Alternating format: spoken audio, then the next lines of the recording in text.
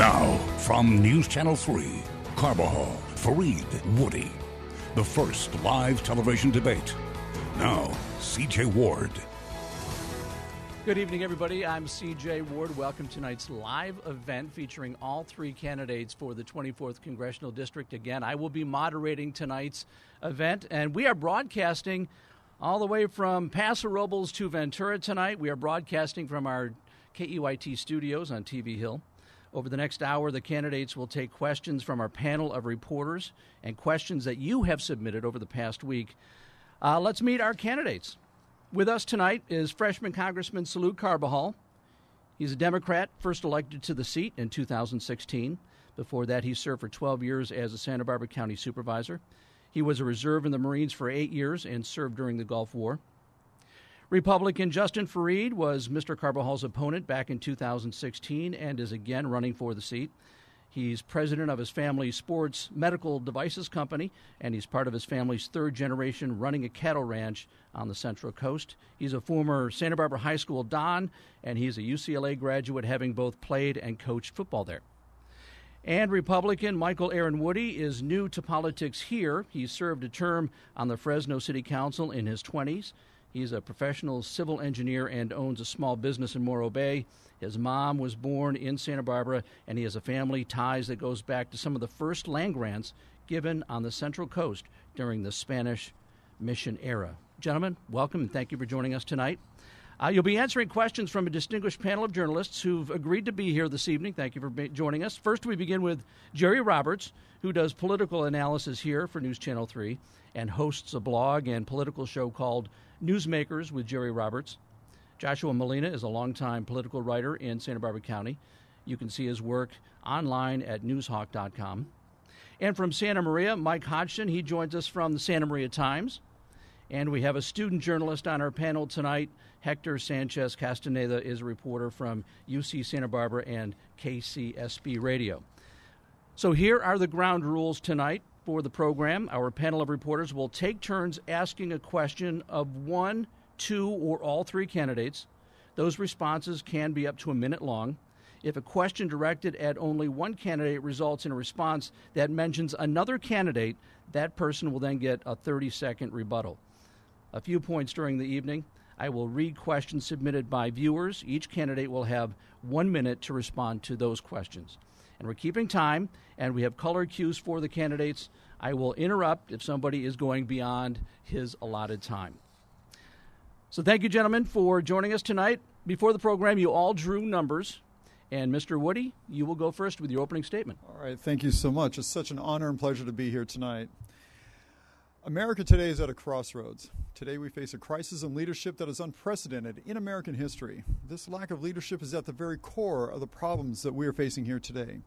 No longer can we afford the sanctuary city policies that prevent our federal law enforcement from doing their jobs.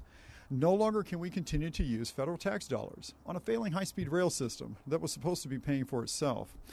And no longer can we continue to neglect our much-needed infrastructure. Our roads, bridges, and dams deserve so much better. As a professional civil engineer for over 20 years and a business owner, I understand firsthand what happens when overregulations from government hold opportunity back from all of us.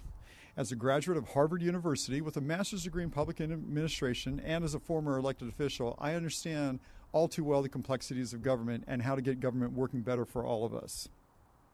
It's an honor and a pleasure to be here tonight. It's very humbling to be running for the congressional seat out here, and I look forward to answering everybody's questions here tonight. Thank you again. All right, thank you. And now, Mr. Fareed, your opening statement. Thank you, CJ, and I want to thank all the panelists for being here this evening and to all the viewers for tuning in tonight.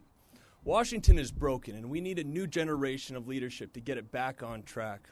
I was born and raised right here on the Central Coast. I'm a third-generation rancher and a small businessman who's worked to create jobs and contribute to the local economy here. We are going to be answering some questions tonight, but I hope we cover some of the most prominent issues I've heard as I've traveled around the Central Coast listening to voters' concerns, talking about our local economy and jobs, taxes, the out-of-control spending, and the debt that is being incurred currently that's being financed by politicians on the backs of future generations. I am confident and optimistic that after tonight, you'll be able to make an informed decision on who's best to represent us and our Central Coast values in Washington, D.C. All right, thank you. And now, Mr. Carbajal, your opening statement, please. Thank you very much, and thank you to KUIT and all the viewers. I look forward to this debate, but first let me just focus on this past year and a half. Our community has gone through a whole lot. We had the devastating Thomas Fire. We had the devastating Montecito debris flow that took the lives of 23 of our friends and neighbors in our community. It was great to see our community come together. It was great to see our first responders do such heroic work.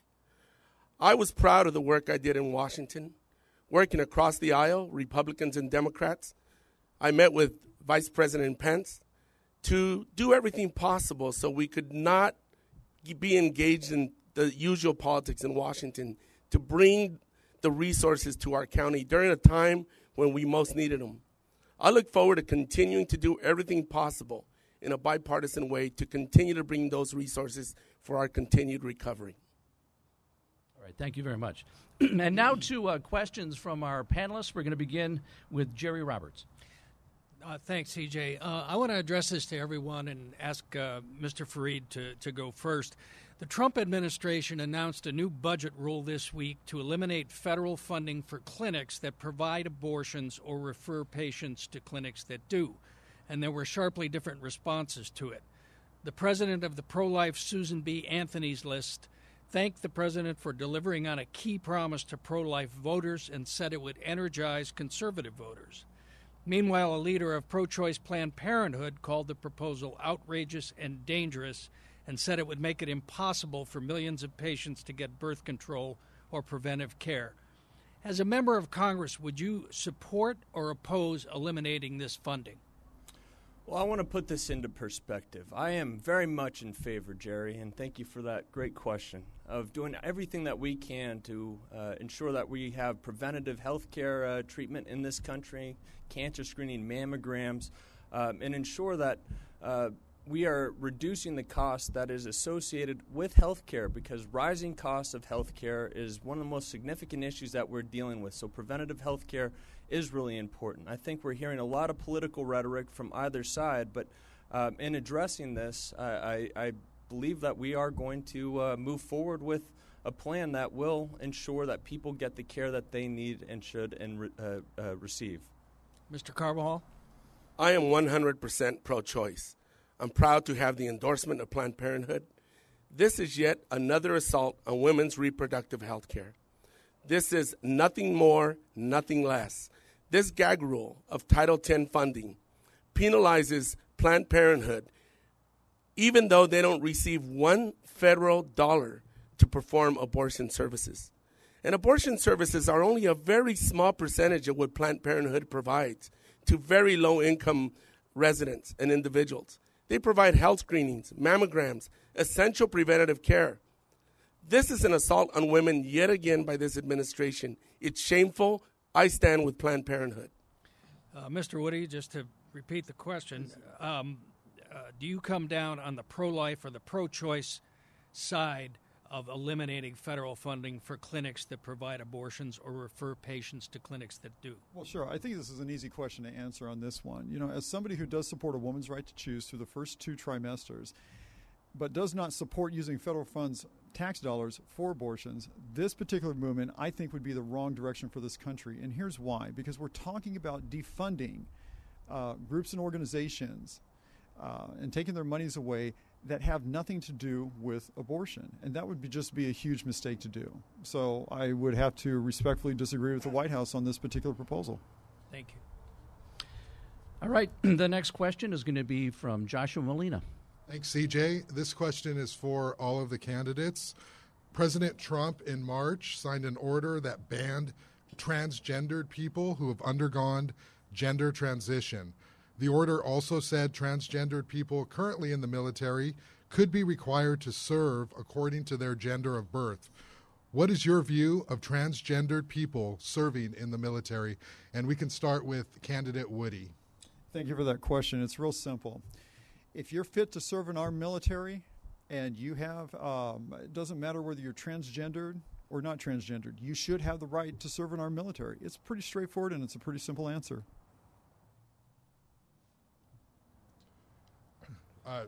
Candidate Fareed? If you are fit to serve in the United States Armed Forces, and today is Armed Forces Day, and you have a desire to serve and make the sacrifice for this country, anybody should be able to do that. I support that fully, and I want to thank our men and women who have served, including my opponent in the reserves, for their service on this day. Mr. Carbajal? I disagree with this president, of course. As a veteran, I believe anybody who is willing to serve to protect our country, our freedom, and our Constitution and our democracy should be able to do so. When I was in the Marine Corps, I looked to my left and to my right, and it was just about who had your back. Who was all in for protecting our country? It didn't matter who you were. So I believe that transgendered individuals should be able to serve in our military, in our armed forces, and that's why on the Armed Services Committee that I serve in Congress, I advocated against an amendment that was going to attempt to exclude and penalize benefits and the ability for transgendered individuals to serve in our military. All right, the next question is from Mike Hodgson from Santa Maria Times.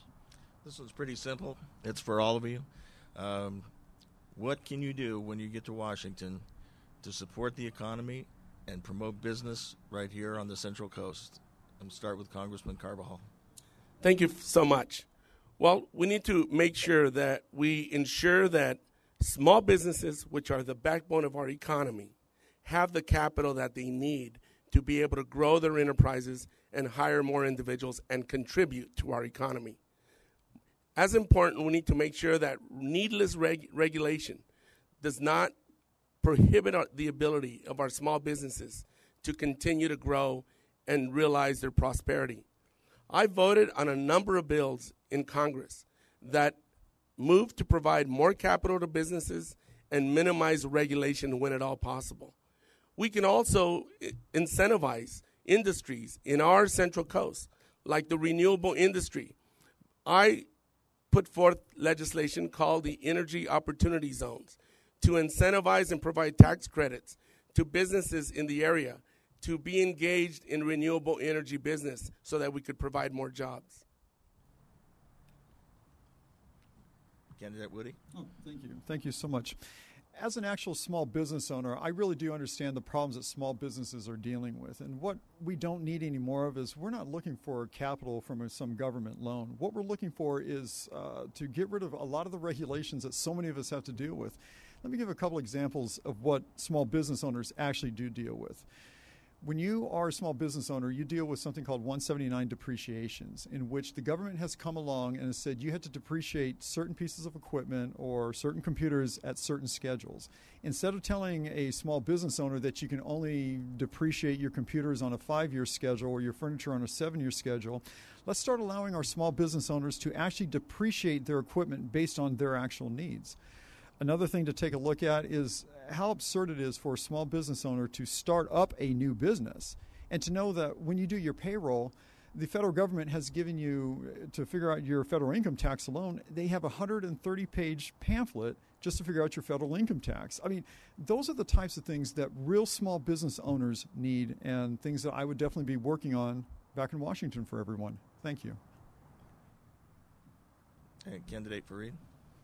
Well, as president of a locally owned and operated business who has employed people and grown the economy here, I understand these needs very much. You know, just the other day, I was meeting with a local tradesman. He was an electrician for a local union group who said that he had thrown his support behind a candidate last cycle, and after he got elected and promises that he had made, he felt like he got hosed. I think it's necessary that we cut through regulation to get jobs and the economy stimulated again. And so often we see that it's tough for businesses to grow and to expand and to hire people. We need to make sure we're hiring here locally. We need to make sure that we've got every opportunity where the entrepreneurial spirit is facilitated not hampered by government, and I will work day and night and be a workhorse in Congress to ensure we get to that place in time. Okay, our next question is from a viewer. Kathy Malin asks, we have problems with water and energy shortages, hospital bed shortages, overcrowded freeways, and violence. What will you do to help relieve the overcrowding that causes these serious issues? And let's start with Mr. Woody. Thank you so much. I think a question like that really goes back to the issue of infrastructure and how we need to start focusing so much of our monies back into our infrastructure. Now, I'm a professional engineer working on infrastructure and our roads, our bridges and dams. This is what I actually do professionally. And so I think we have to start creating that better priority. It's about creating the priorities that we actually do need and not spending our monies and our tax dollars on things that we don't need. If we can do that, we can start moving things better forward in a much better direction. And this includes things like, start repealing back some of the regulations in the FAR, what's called the Federal Acquisition Regulations. Now, I have to deal with that, and I understand that. It's a 1,900-page document that outlines how infrastructure is put together in this country. And I can tell you that everybody who works in the private sector and people who work in the government have said the same thing. Start repealing back the federal acquisition regulations. Let's start getting these projects going for everybody and start prioritizing our monies on those types of issues. Thank you. And Mr. Fareed? This is one of the most critical issues that our district faces today. We are going into the 7th year of a drought. Not too long ago, I went to Israel and I met with engineers and executives that are building and at the cutting edge of water technology. We've all conserved here and we've all done our very best to do what we can, but fees have continued to rise and the costs and penalties continue to come with that. When I met with them, the technologies that exist between desalination, treatment facilities, and reservoirs in this state need to be addressed, but they're hampered by regulation, permitting, bureaucracy, and it's necessary to be able to cut through that to create a uniform policy so that we have a diverse portfolio. And recently, Congressman Dave Valadeo introduced a bill that would streamline the process, create a one-stop permitting shop on all surface water infrastructure projects so that we can get them up and operational at a lower cost and a faster time. I'm sad to say that my opponent voted against that very legislation. And Mr. Carbajal? Thank you very much. Drought continues to be a major issue in our community, and that's why I introduced the Energy Infrastructure Resiliency Act, which will actually create a fund, a grant fund, and provide local purveyors, water purveyors, and wastewater agencies the opportunity to draw down resources on a competitive basis to replace their aging infrastructure so that they could increase their water quality, their conservation, reject, reuse, re-inject water. That's one way. I will tell you, the Valadeo bill that was mentioned earlier would have not brought one more drop of water to our area, only the Central Valley. And it would have undermined agreements that have been reached in the courts that protect the water supply for Santa Barbara County. When it comes to energy, we need to make sure that we provide opportunities and incentives like my legislation to incentivize businesses to invest in our area and create jobs. And freeways provide more funding to ensure that we can widen our freeways and provide more safety for the traveling public. Hey, Mr. Carbajal, you get another 30 seconds for rebuttal for the previous question about the small business. So if you'd like those 30 seconds, go ahead. Well, let me just say, in Washington, it's all about working in a bipartisan fashion when at all possible. This climate is one that's very polarized. And I've worked with a group called the Problem Solvers Caucus to try to find opportunities in healthcare, in infrastructure, in addressing the various issues that are important to making Congress work. Those are the things we need to do instead of all the bickering that goes on in Washington. Okay, our next question is from Hector Sanchez Castaneda. Hector. This is for all three. Ever since Attorney General Jeff Sessions' announcement last September rescinding the Deferred Action for Childhood Arrivals Act, the Obama-era executive order has been the subject of an intense court battle across the nation. What is your stance on DACA, and what are your plans to address immigration reform? We can start with Mr. Fareed. Thank you, Hector, for that very important question. I think it's clear that we've seen for over a generation that politicians in Washington, D.C. have used this issue as a political talking point, and they haven't brought forward solutions. We need to address the dreamers and make sure that there is a plan moving forward. And as a representative in Congress, I would make sure that we do. But we need to address all immigration issues on a step-by-step basis. This is why I support a single subject rule, so that when we approach each issue when it comes to immigration, we're doing so on a step-by-step basis where we're showing compassion, that we're giving fair but a merit-based legal immigration system moving forward. I want to touch on one thing that my opponent just said. His solution to this water problem, which hasn't gone anywhere, would do nothing but raise the costs of water moving forward, and he was incorrect about his statement about the GROW Act. The Gaining Responsibility of Our Water Act would streamline the bureaucracy, allow for a one-stop permitting shop, create a uniform policy so that we could have a diverse portfolio for all water and surface water infrastructure projects in California. We need this to reduce the cost and to streamline the process. Mr. Carvajal. I am 100% for fixing DACA. I am proud of the bipartisan work that I've done. I have signed on to 3 bipartisan bills. Initially it was the RAC Act, then the DREAM Act, and now the USA Act. As a matter of fact, this week I signed onto a discharge petition, a bipartisan discharge petition, where we are trying to force a Queen of the Hill, it's called, procedure that will bring all these bills to the floor, because this leadership has not been willing to bring those bipartisan bills. But let me be clear. What we really need is comprehensive immigration reform. We need to build on the bipartisan bill that the Senate promulgated in 2013. That's a great start, and that will fix many of our issues, our labor shortages that we have, that our farmers are facing. We've lost millions of dollars in crops because they did not have the labor to be able to harvest their products, their commodities. That's what we need, comprehensive immigration reform. And Mr. Carvajal, you get another 30 seconds rebuttal as well. Just like that. Thank you so much. You know, tonight you're going to hear misinformation and a lot of lies. I really direct you to look at all the legislation that has passed. I'm proud that over 50% of my 350 bills are bipartisan. I am proud that I have worked across the aisle on bills pertaining to gun violence, bills pertaining to water, bills pertaining to comprehensive immigration reform. These are the issues that I've been working on in a bipartisan fashion. Mr. Woody? I appreciate it. Could you repeat the question again? Let's get back on track here. Ever since Attorney General Jeff Sessions' announcement last September rescinding DACA, the Obama-era executive order has been the subject of intense court battles. What is your stance? Sure, absolutely. Look, DACA is something that we have to fix. There's no question about that. What we have here today is we have about 700,000 people that are in this country through no fault of their own that are caught in a situation that they cannot fill out any type of paperwork to be here correctly and legally. We need to fix that. It is completely unfair to them, and it's completely unfair to their families. So let's get that fixed. The other thing we need to do is let's take a look at the people that are coming here and saying that they do want to work here in a temporary work visa, whether it be actors, actresses, or somebody who works in the fields on an H-2A visa for agriculture.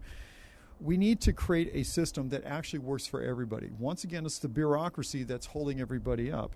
If you were to create a system in which people could come in here and start working under simply like an I-9, use an I-9 form, E-Verify, and getting clearance to the Department of Homeland Security, that would also go a long ways. The other one, too, is that we also have a lot of bureaucracy with folks that are working in our in a lot of our industries here today, where we have to send them out of the country, and then they have to come back into the country and reapply and go through other forms again. There is a better way, and let's get all that fixed. All right, the next question is from Jerry Roberts. I want to stay with immigration. This is for all of you. I'd like to ask Mr. Carvajal first. Jury selection recently began in the case of 2 men charged with the brutal murder and rape of a 64-year-old Santa Maria woman named Marilyn Ferris. One of those charged was an immigrant in the U.S. illegally who had been arrested and released 4 times previously without being deported. In light of the horror and violence of this and similar cases, do you support or oppose the state's so-called sanctuary state law, which the Trump administration is challenging in court, and which makes it more difficult for federal immigration authorities to gain the cooperation of local law enforcement agencies? Yes or no on sanctuary state? Well, first of all, let me tell you, anybody who commits a heinous crime does not have the privilege and should not have the privilege of living in our country.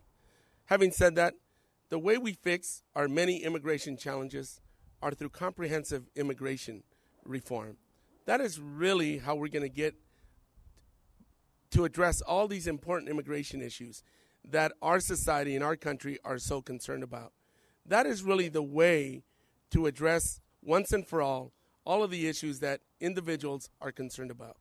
Respectfully, Mr. Carbajal, the sanctuary state is in place now. Are you supportive of it, or do you oppose it? Look, the reason local communities and states enact various laws is because they see a need to protect their citizens. And certainly, one day we could respect states' laws, another day you can't. I think we need to be consistent and understand that states and communities have the rights to enact various laws to protect their citizens. Having said that, again, the way you address all of these immigration issues are through comprehensive immigration reform. Mr. Fareed, sanctuary state, yes or no? I think when you bring up this issue, it shows a tremendous flaw in that policy in particular. You should not be arrested and let go 4 times to be able to do a heinous crime like we saw with Maryland. How sad was that?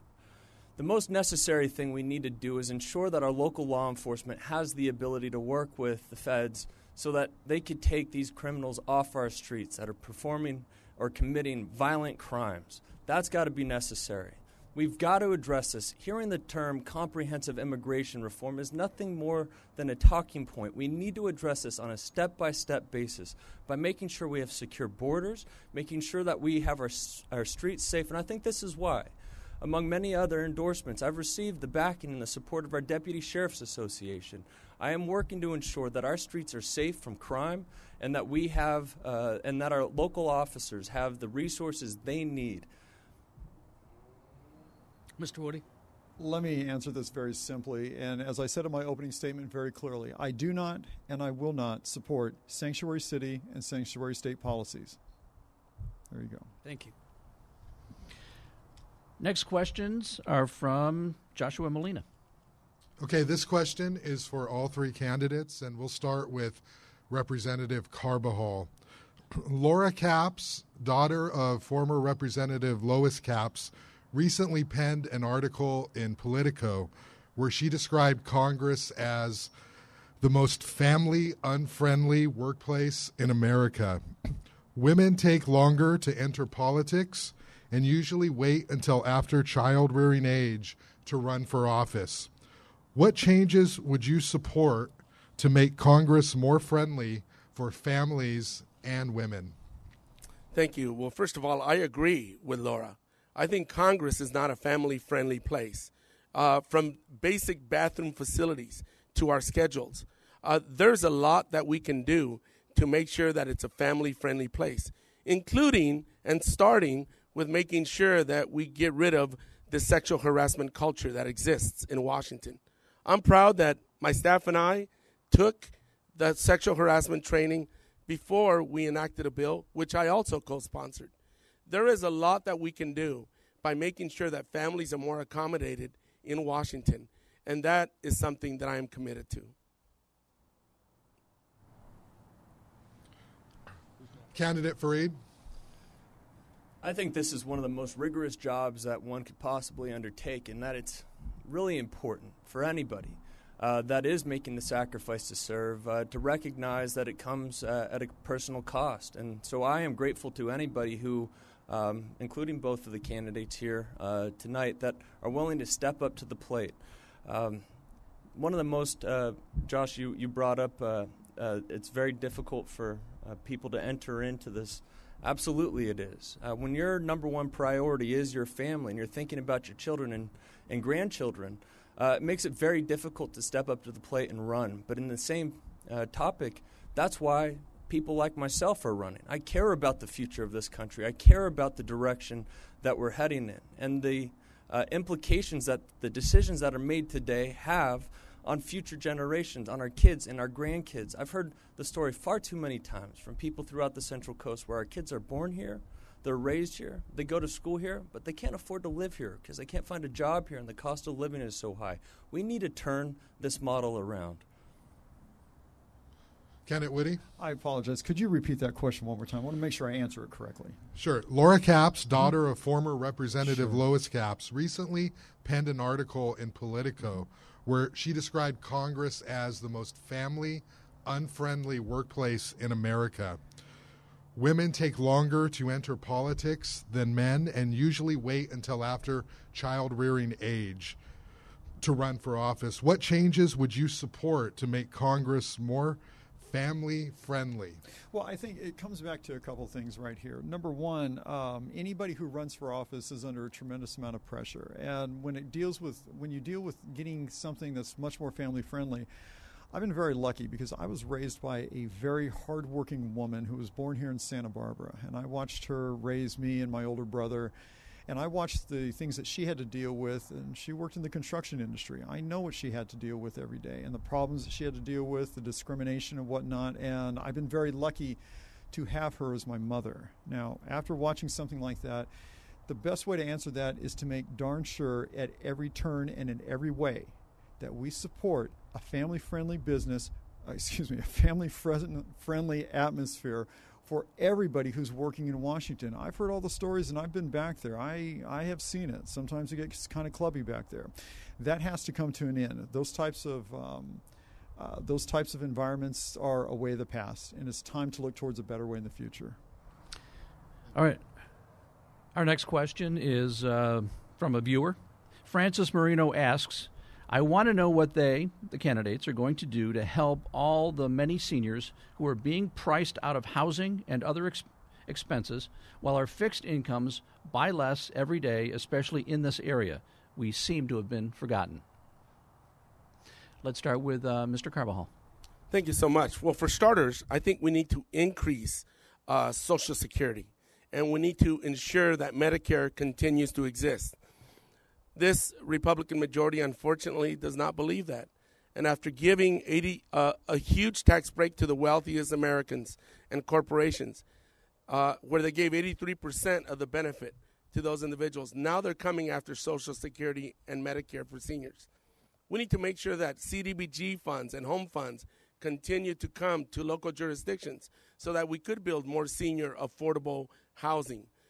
We need to make sure that we are helping our seniors thrive and that they have the medical support as well as the resources and the housing stock to be able to live a good quality of life. Mr. Fareed. Can you ask the question one more time, please? Yes. Francis Marino asks, I want to know what they're going to do to help all the many seniors who are being priced out of the housing and other expenses while our fixed incomes buy less every day, especially in this area. We seem to have been forgotten. Well, that's not that simple, but it's important to fight to make sure that we can maintain Social Security for our seniors because they have paid into the system, and we have to make sure that that's there for them. This is why it's so important to address the issues of our national debt, for example. Congress just recently pushed and passed a $1.3 trillion deficit spending package. We need to get our budget under control in Congress, and this is why I would move forward to have one budget for each Congress so that there is better oversight and management of taxpayer dollars, and there's a greater emphasis on how those dollars are being spent. Last Congress, they passed the Aging American Act, where things like the Meals on Wheels are part of that program, and they actually changed the funding mechanism so that the funding follows the seniors rather than doing it in block grants for the states. Ideas like this will ensure that our seniors get the care that they need and deserve. And furthermore, when we look at little things like issues of rising costs for water around the Central Coast, every little penny counts. And so we have to make sure we're doing all we can to reduce the costs for all of them. And I will do that as your representative in the United States Congress. All right. Thank you very much. And Mr. Woody. Thank you so much. Absolutely. Let's start with the most basic. Make sure that we strongly support Social Security. Make sure we never make any cuts into that. Make sure we strongly support Medicare. Start putting our funds into that. But when it comes to our housing issue, let's take a look at what's really going on here legislatively. I mean, start with our building codes. I have to work with all of this. I get it. Our building codes keep being changed every 3 years. And every 3 years when those codes change, Our local municipalities have to deal with all that. Our codes are changing so quickly, nobody can keep up with them. And on top of it, you're throwing into this whole pile something called, legislation called like Title 24 energy requirements here in the state of California, in which those types of codes and code changes and regulations keep adding more and more bureaucracy to our housing stock and our housing regulations. On top of that, every time you keep adding these type of regulations to our housing prices keep going up. It's time that we turn this backwards. We stop over-regulating the housing industry the way we have been in a way that doesn't do anything, and start pushing back against the rising housing cost that's going on here today. Okay. Our next question is from Mike Hodgson. This is for all the candidates. The Trump administration is forging ahead on opening up federal lands and offshore areas to more oil development. There are some who say that it's not necessary because we're actually exporting oil, and that the environmental issues that are surround it are a real serious problem. So I would like to know if you think we need more offshore oil development in particular, and what we can do environmentally to make sure that there are no disasters as a result of that. And we'll start with Mr. Fareed. I believe that we need to move towards a decarbonized future in this country, that we could increase our energy efficiency standards so that we're reducing our reliance on carbon-based emissions, that we are investing in new and renewable energies so that we could reduce, again, our reliance on carbon emissions. I don't believe that we're going to move in a direction where we'll have more offshore oil drilling. It requires permitting through the county, the coastal commission, the state, and people are going to need to get on board with that, and I don't see that happening. As long as things are done practically and well regulated, and we do things moving in the right direction for the future of the Central Coast, that's where we need to go, is towards a decarbonized future. And Mr. Woody? Thank you so much. Listen, right now off the coast of Santa Barbara, and a lot of people don't know this, the amount of oil that we're producing off the coast of Santa Barbara is, in terms of our national oil stock, only represents less than 0.5% of our nation's oil output.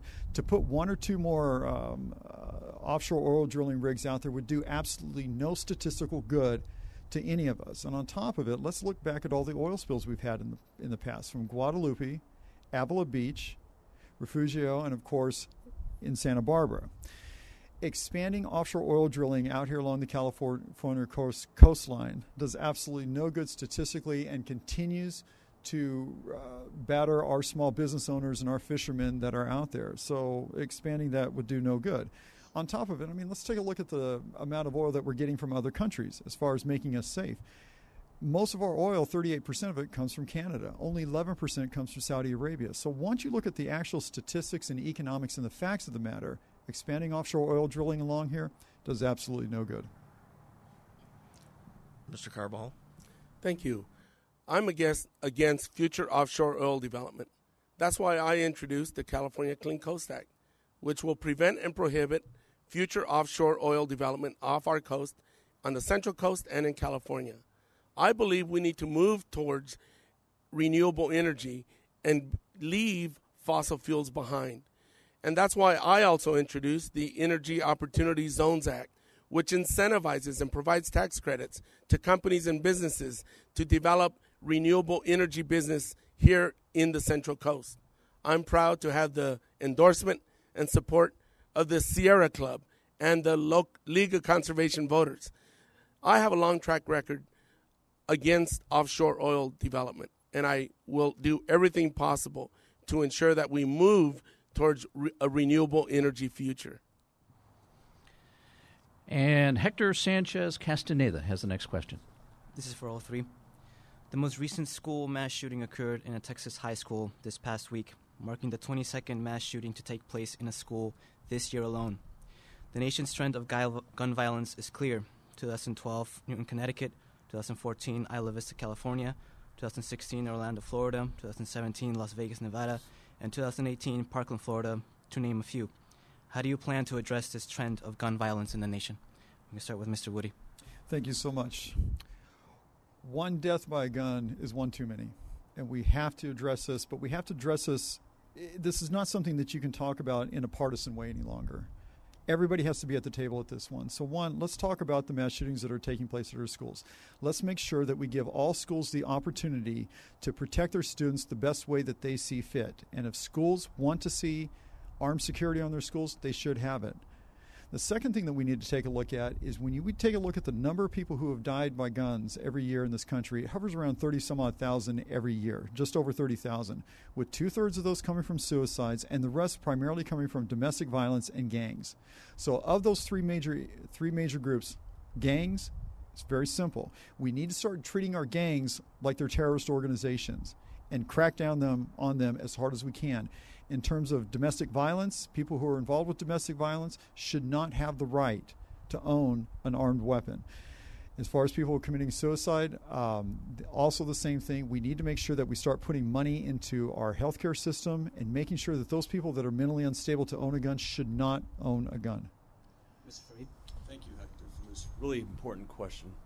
The tragedies we've seen are unacceptable, and that's why we have to improve our safety, make sure that we have greater resources for interagency cooperation between our local law enforcement all the way up to the feds, that we make sure that our school resource officers and schools have school resource officers who are armed and able to defend so that parents and kids don't fear for their lives when they go to school. We have to make sure that they have the resources necessary. And lastly, one of the most important components that seems to be getting circumvented in this whole process is the care and treatment through mental health facilities, making sure that anybody who may feel as though they need to cause harm to themselves or others have the ability to go or can go into to see treatment and seek treatment through the process. We have to support mental health, our public safety, and make sure that our schools have the resource officers moving forward.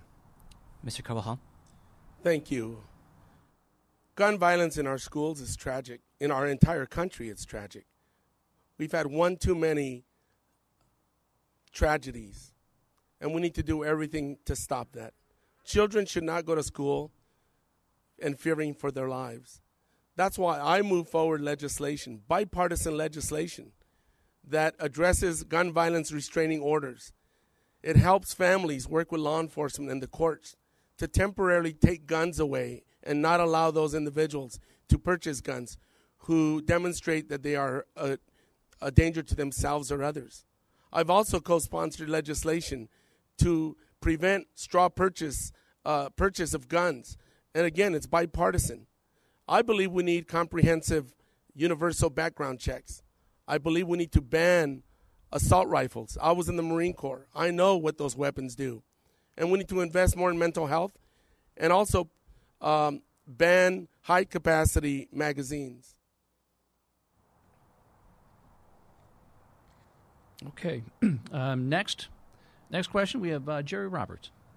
This is for all of you. A landmark 2013 study confirmed that over 97% of climate scientists agree and over 97% of scientific articles find that global warming is real and largely caused by humans. That's the equivalent to the level of agreement that smoking causes cancer.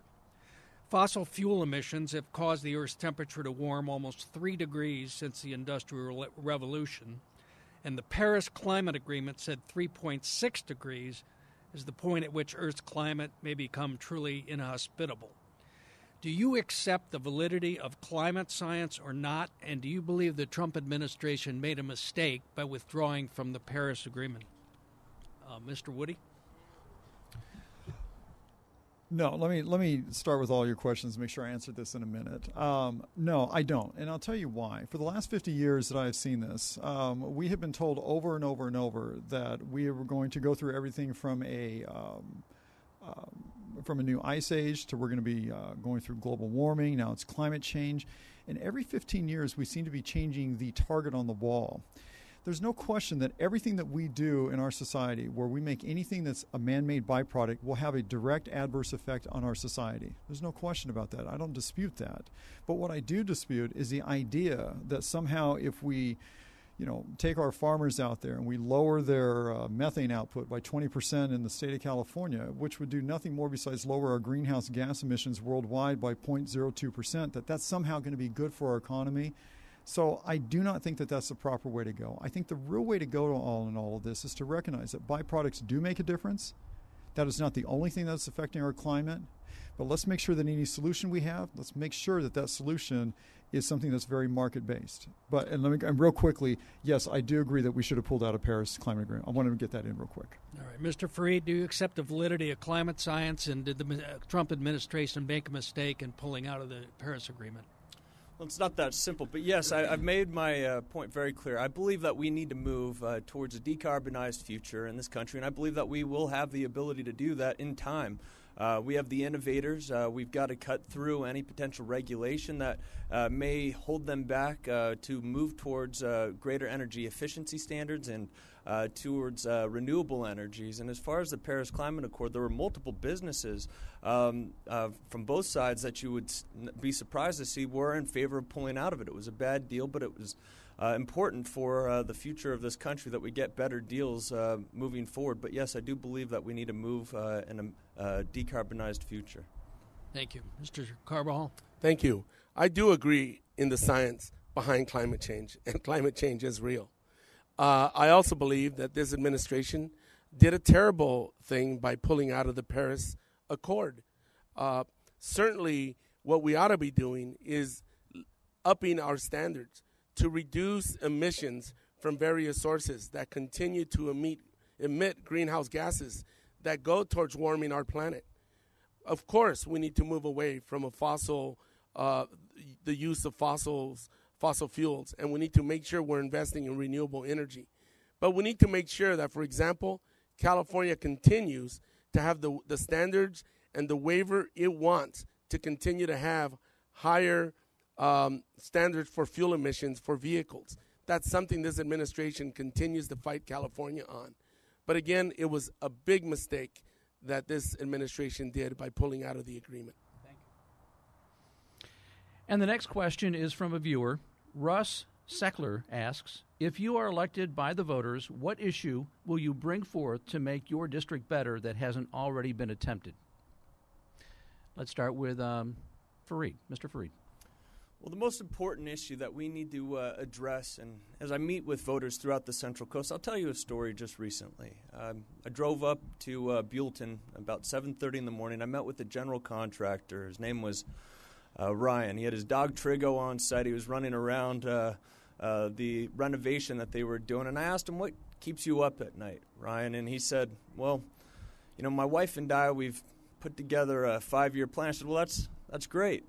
He says, yeah, well, at the end of it, it's me and my wife and our family putting together the finances to leave this state.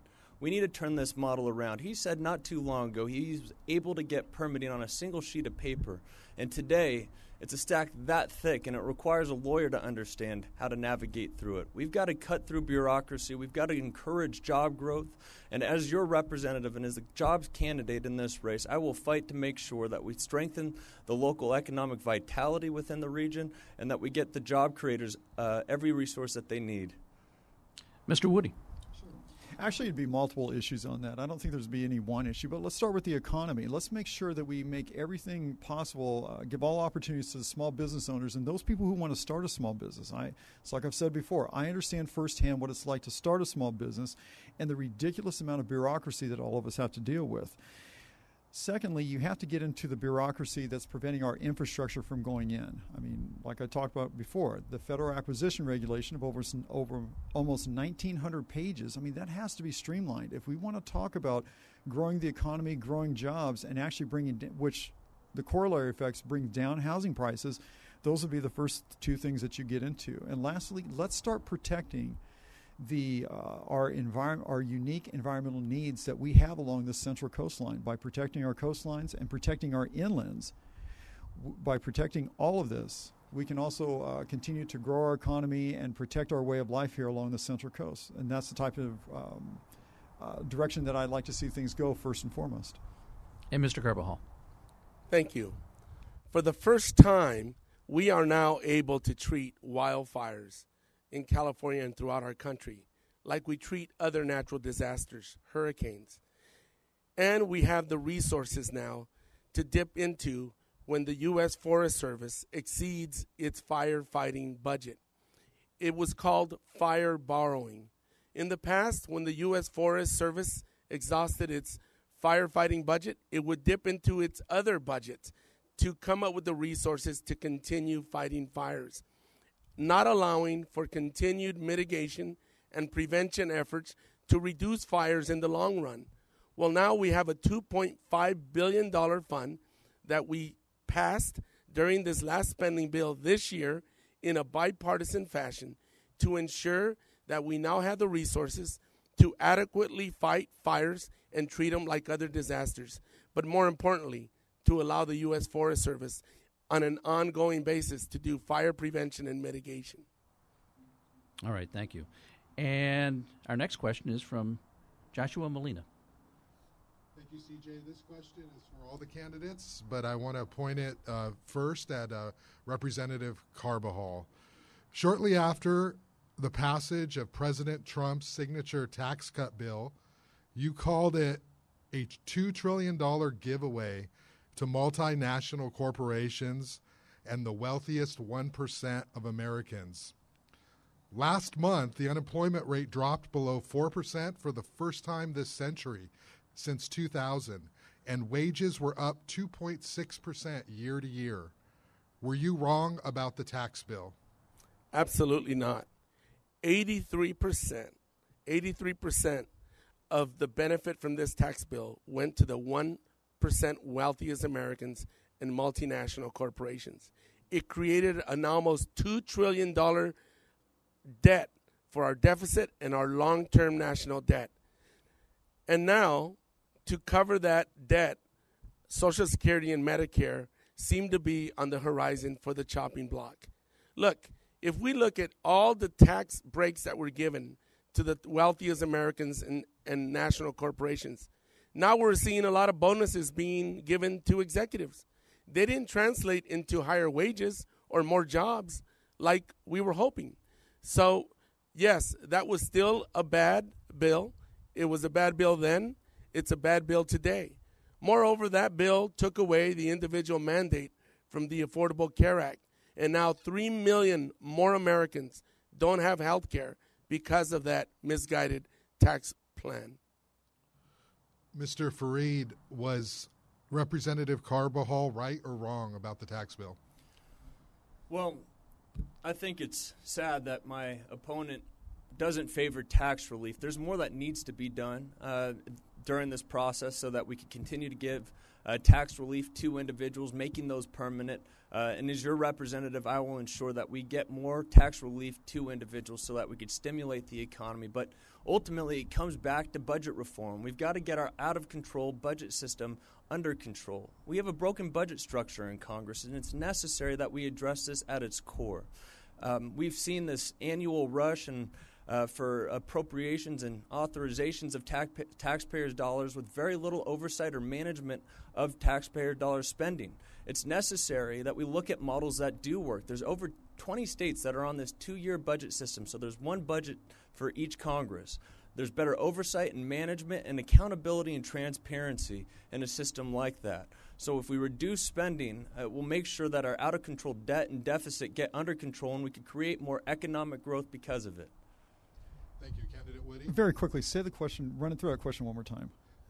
Okay. It's the tax cuts. So Representative Carbajal Yes. called President Trump's signature tax cut bill a true $2 trillion giveaway to multinational corporations and the wealthiest 1%. Was he right or wrong? I'm going to respectfully disagree on that. And here's why. One of the problems that we have here in this country is that we throw around the term corporations as if every corporation out there is a 20-story glass building with thousands of people working inside of it and a bunch of greedy people that are making money. But what we don't talk about in this country is that corporations are actually many, and most all of the small businesses that we see along Main Street, the restaurants, the hair salons, and whatnot. Those are all corporations. I'm a corporation, and I can tell you right now, I don't make billions of dollars, not by any stretch of the imagination. So when we see corporate tax relief, what we're talking about actually is we're talking about tax relief for the corporations, which are the small businesses and the engines that actually work that get jobs going for this entire country. I do think I do respectfully disagree with the congressman on that, and I think that pretty much answers that. So thank you. Okay, so we are pretty tight on time here, so we're going to go to the closing statements. Mr. Carbajal, we begin with you. Thank you. I really appreciated the opportunity and the privilege of the Central Coast to represent them in Washington. I've been resisting the repeal of the Affordable Care Act. I voted against the tax plan giveaway to the wealthiest Americans. And I've been working across the aisle, when at all possible, on gun violence solutions, on health care, how to bring down prescription drug costs, how to increase financial aid for those seeking a higher education, moving forward a DACA fix so that we could once and for all provide an avenue and a path to citizenship for our DACA students. I have been working hard to improve the quality of life of working families and individuals here on the Central Coast. And I appreciate the opportunity that they've given me to represent them in Washington. And I'll continue to do so, as we have done in so many instances in the constituent cases that have been brought to our office. Mr. Fareed, your closing statement, please.